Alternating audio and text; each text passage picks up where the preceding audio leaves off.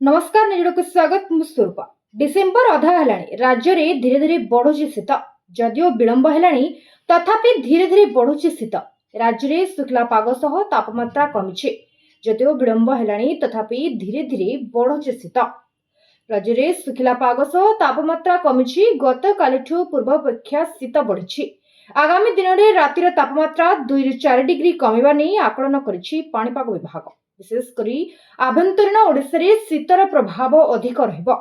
किछि जिल्ला रे हालुका कोड़ी पड़िबा नहीं भी अलर्ट जारी कराଯାଇଛି।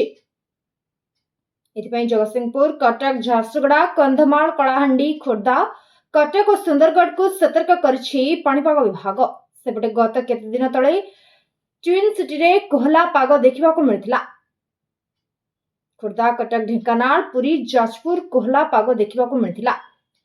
राजधानी भुवनेश्वर सह कटकर विभिन्न स्थान में झिपिझिपि वर्षा लगी रही। एपटे ठीक अमल बेलू धोखा देछि अदिनिया वर्षा।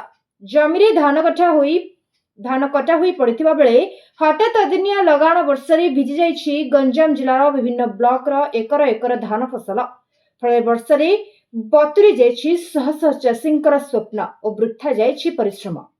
शह शह हेक्टर जमी धान एवं ओदा पड़ता बेले आगको भल मानर धान केमिति अमल हेबो एवं किभଳି उचित मूल्य मिलिबो ताकु नै चिंतार चाषी।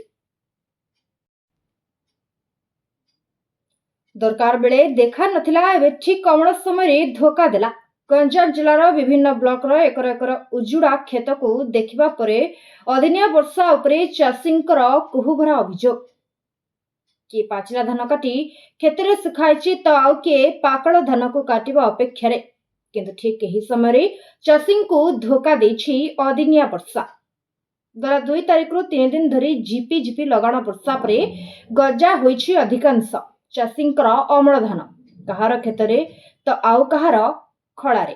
तेणु एभଳି अवस्थारे ओदा धान को सुखाई अमल परी धान एफएक्यू मान केमिति बजाय रहिबो और मूल्य मिलिबो कि नहीं ताकु नै आशा आशंकार चाषी। गंजाम जिले में चलित वर्ष 1.79 हेक्टर जमी रे होइतिला धान चाष। से भितर अदिनिया वर्षा पे मुख्यतः जिलार चिकिटी, दिगपहंडी, पात्रपुर और खलिकोट आदि अंचल में धान चाष अधिक प्रभावित होइछि। विशेषकर जो चाषी जमी धान काटी सारी खेतरे सुखाइतिले सेमाने अधिक क्षतिग्रस्त होइतिबा जिला कृषि अधिकारी कहिसंती। तेबे धान को ठीक भाव खरारे सुखाई अमल कले यह बिक्री योग्य होई परिबो बोली आश्वासन दैछंती कृषि अधिकारी। निजोड़ को एठी रखुछु। नमस्कार।